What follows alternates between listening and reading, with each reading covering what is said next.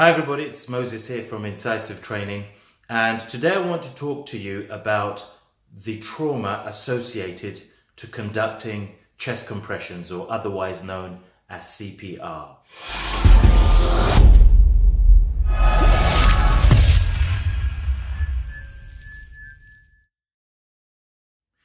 Thanks for logging on today, and I want to talk to you about this topic which I'm calling the trauma associated to conducting CPR. For one thing, because it's not often talked about. A little bit like the shock of being in a first aid situation, which you'll find in another video that I recently did. When people conduct first aid and find a person who is unconscious, not breathing, the protocol would say that you need to proceed to do chest compressions with rescue breaths if you can. And very often in training, when we talk about this, we portray it as a very mechanical thing to do. You know, check for danger, open the airway, check for breathing, person's not breathing, call for help, and at the same time, start your chest compressions. It's not so mechanical. It's very emotive.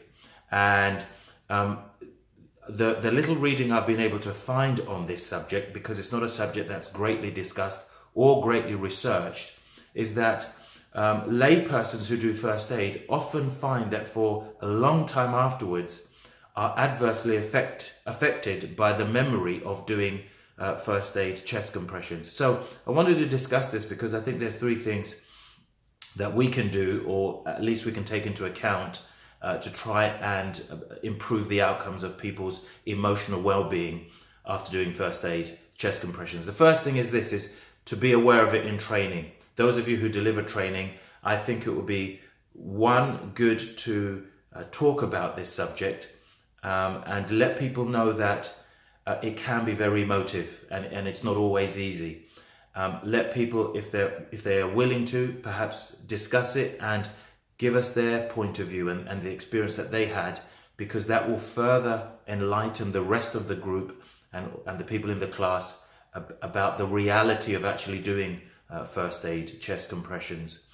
But also, as a trainer, is to be aware that when you're talking about any first aid situation, you're invariably going to have people in the class who have been affected by these things that we're talking about. And so they may not put their hand up, or they may not talk about it or share it, but be aware that you may be touching on some emotional memories and emotional thoughts that a person in the class may have. And I think having that awareness will sort of help us deliver the content a little bit more sensitively where needed. Second thing to think about is the workplace. So I know many people who have been in situations where they've had to conduct first aid. I mean, if you're a nurse, that's partly our job.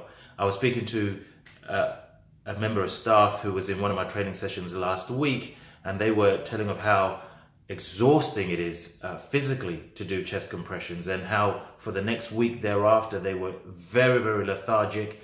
They were aching like they'd been to the gym or they'd been in a boxing match, but also how emotionally draining that process was.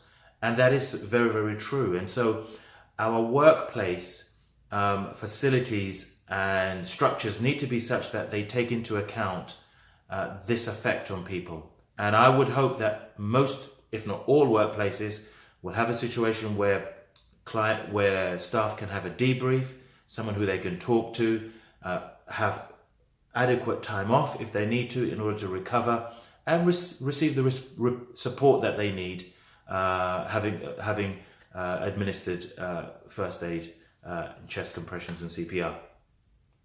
Third thing is to consider is the issue of seeking help where you need it. Sorry, they had a bit of a mind blank. I didn't want to look at my notes. But seeking help where you need it. Those who have concerns and emotional effects which are not dealt with over a long period then open themselves up to more serious mental health issues like PTSD, for instance. So if you have had such an incident, maybe you're a lay person and you had to conduct first aid, chest compressions on a family member or somebody who you didn't know in the street, or maybe you're a professional even who's had a very traumatic experience doing the job, and it's affecting you, it's affecting your quality of sleep, you're having flashbacks, you're having nightmares, which I've read people have reported to have in the past.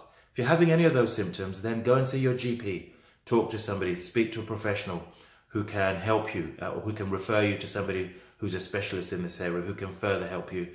Because although doing first aid, doing CPR where necessary is a wonderful and a valiant thing that I believe everybody should be taught to do, we have to take into account the trauma that is associated to doing that. And we have to promote well-being by providing support, facilities, information, guidance where we can on how people can be better and can be emotionally well again after such an experience. It's Moses Samasuo here from Incisive Training. We train first aid, we do CPR in schools, in public places, and of course for professionals, and we thoroughly enjoy it. We do it with a passion.